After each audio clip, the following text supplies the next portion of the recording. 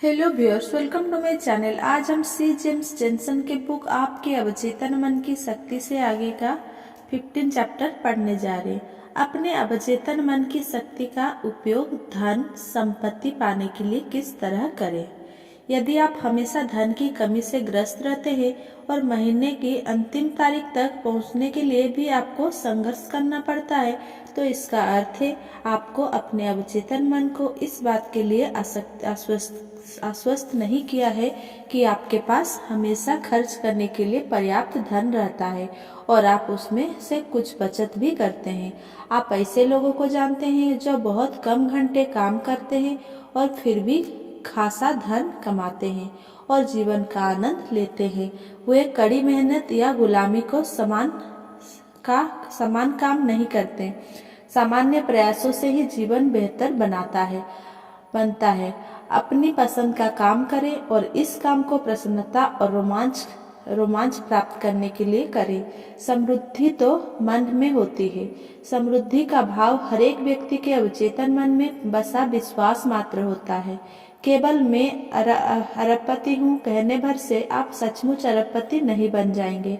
आप समृद्धि के प्रति चेतना का भाव तब विकसित कर पाएंगे जब आप मन में संपत्ति और उसकी बहुतायन के बारे में समझ बनाएंगे, अपनी मानसिकता का निर्माण करेंगे।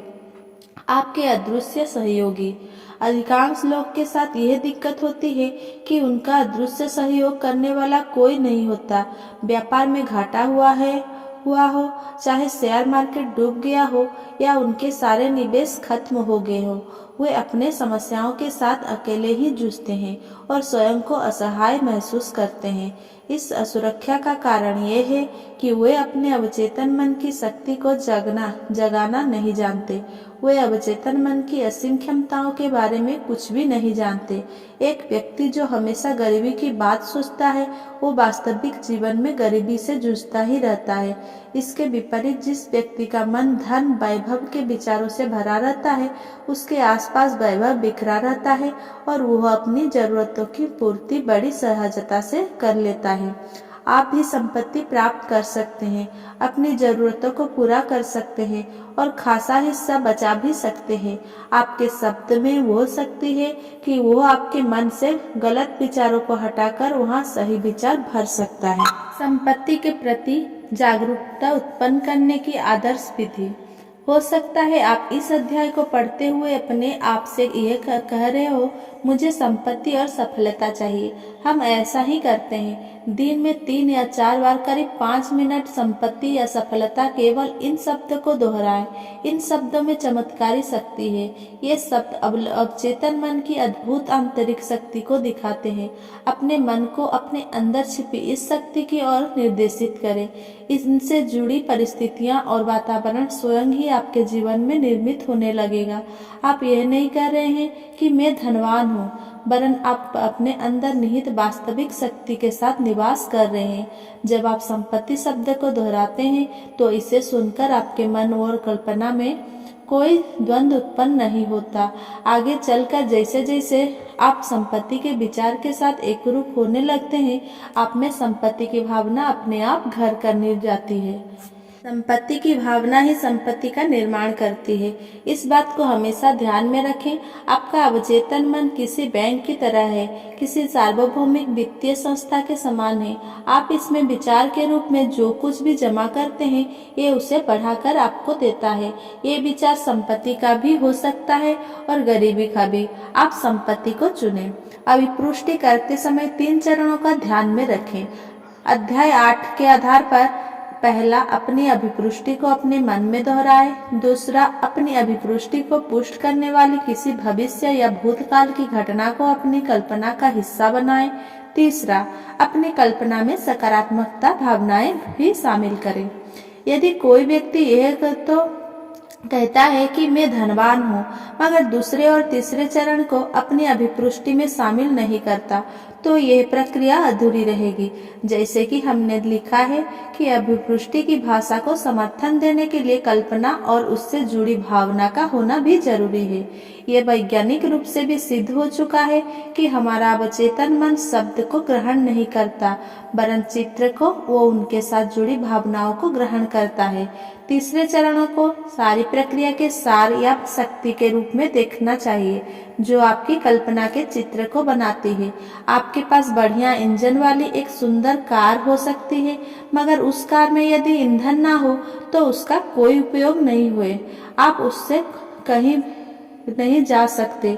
आप अपनी कल्पना को चित्र के साथ जब अपनी भावनाओं को शामिल करते हैं तो वे इसके लिए ईंधन का काम करती है और तीसरे चरण की प्रक्रिया को प्रभावी बनाती है। संपत्ति का सच्चा स्रोत। आपके अवचेतन मन में विचारों की कमी कभी भी नहीं होती। इसके अंदर भी ढेर सारे विचार आपके चेतन मन की ओर आने के लिए तैयार होते हैं और यही विचार धन के रूप में आपकी जेब में आने की कई रास्ते खोज सकते हैं। ये प्रक्रिया अनवरत हर स्थिति में चलती रहती है, भले ही स्टॉक मार्केट में उतार चढ़ाव आ जाए या डॉलर की कीमत बढ़ती घटती रहे। आपके धन पर किसी भी ब्रांड, स्टॉक मार्केट या बैंक के धन का कोई प्रभाव नहीं पड़ता। ये सब आपके लिए केवल संकेत मात्र है। भले ही ये उपयोगी हो, मगर है तो मात्र संकेत ही। यहाँ मैं यह स्पष्ट करने की कोशिश कर रहा हूँ कि आप अपने अवचेतन मन को इस बात के लिए सहमत करते हैं कि धन आपका है और इसका प्रभाव आपके जीवन में हमेशा बना रहेगा। आप हमेशा और हर परिस्थिति में धनवान बने रहोगे, चाहे यह किसी भी रूप में हो। संपत्ति की राह में आने वाली सामान्य रुकावटें। लोगों के मन की एक भावना ऐसी होती है जो संपत्ति के रास्ते बहुत से लोगों के लिए अवरुद्ध कर देती है। लोगों के लिए धन प्राप्ति का रास्ता कठिन बन जाता है। यह भावना है ईर्ष्या या जलन की भावना। उदाहरण के लिए, यदि आपका प्रतिद्वंदी आपके सामने बैंक में एक बड़ी रकम जमा कर रहा हो और आपके पास उसकी तुलना में कम रकम हो, तो क्या आप इस बात पर ईर्ष्या महसूस करेंगे? इस ईर्ष्या की भावना से बाहर आने का एक ही तरीका है कि आप अपने आप से कहें, ये अच्छी बात है, मैं उस व्यक्ति की समृद्धि से खुश महसूस कर रहा हूँ, उसे अधिक से अधिक धन मिले, मेरी यही कामना है। ईर्ष्या की भावनाओं और विचारों को पोषित करना आपके लिए विनाशकारी हो सकता है, क्योंकि यह आपको नकारात्मक स्थिति में लाकर खड़ा कर देती है। इसके कारण संपत्ति आपकी ओर आने की बजाय आपसे दूर हो जाने लगती है। यदि आप किसी व्यक्ति की समृद्धि के कारण ईर्ष्या महसूस करते हैं, तो तुरंत उसके लिए अधिकाधिक संपत्ति और समृद्धि की कामना करें।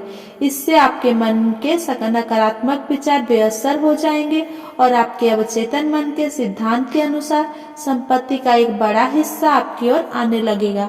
सोएं और धनी बने। जब आप रात को सोने के लिए जाएं, तो यह तरीका अपनाएं।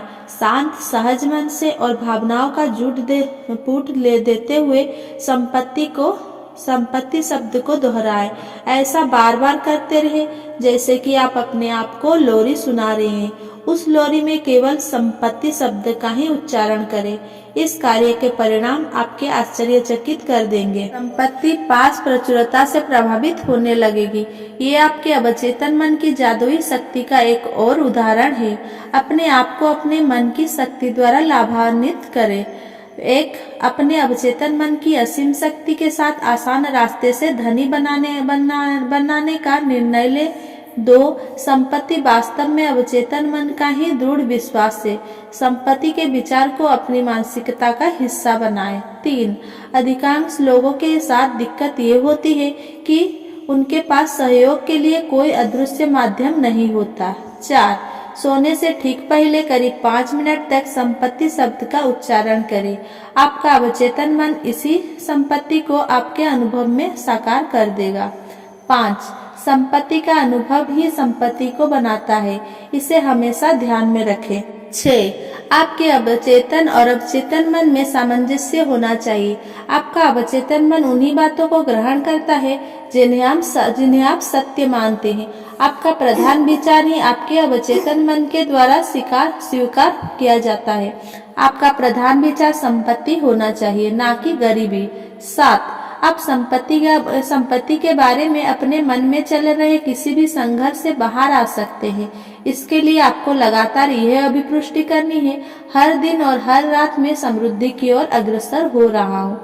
8, ब्लैक चेक लिखना बंद करें, अर्थात नकारात्मक बातें जैसे धन की कमी है, घूमने जाने के लिए पर्याप्त धन नहीं है, करना बंद करें। ऐसे कथन आपके नुकसान को बढ़ाते हैं। 9, अपने अवचेतन मन में सफलता, संपत्ति, समृद्धि के विचार जमा अपने अवचेतन मन में सफलता, संपत्ति और समृद्धि के विचार जमा करें और वो आपको उन्हें चक्रवृद्धि ब्याज सहित वापस करेगा।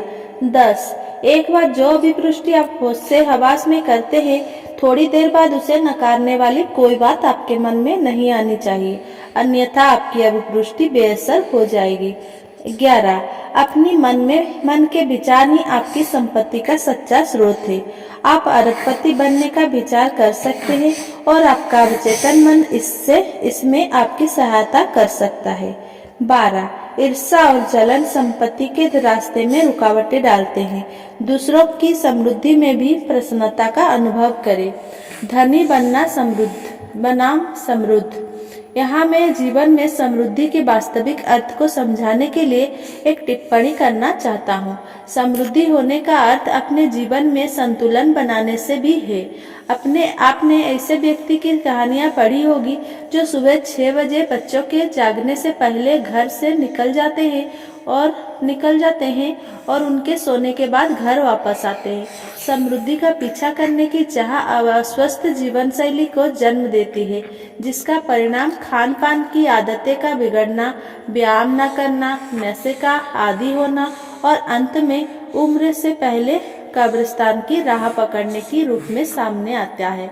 समृद्धि के लिए पैसे की जरूरत पड़ती है, मगर धनी बनने के लिए किसी पैसे की जरूरत नहीं होती। मदर टेरेसा, गांधी जी और अन्य महान नेता हमारी नजरों में धनी थे, मगर उन्हें इसके लिए किसी तरह की आर्थिक संपन्नता की आवश्यकता नहीं पड़ी। समृद्धि बनने की राह में संतुलन बनाए रखना ही समृद्धि की कुंजी है। संतुलित लोग अपने परिवार, स्वास्थ्य, समाज, अध्यात्म और निजी लक्ष्य के बीच बेहतर संतुलन बनाए रखते हैं। जोसेफसन इंस्टीट्यूट ऑफ एथिक्स के संस्थापक माइकल जोसेफसन लिखते हैं, वस्तुएं जमा करना नशे की वस्तुएं लेने के बराबर ही है। शरीर नशे का बड़ी जल्दी आदी हो जाता है और इसके प्रभाव को बनाए रखने के लिए आपको बार बार नशे की वस्तुओं का सेवन करना पड़ता है। ऐसा ही यौन इच्छा के साथ भी होता है। थोड़े समय तक तो ये मजेदार लगता है, मगर बाद में यह शारीरिक बंधन सा बन जाता है।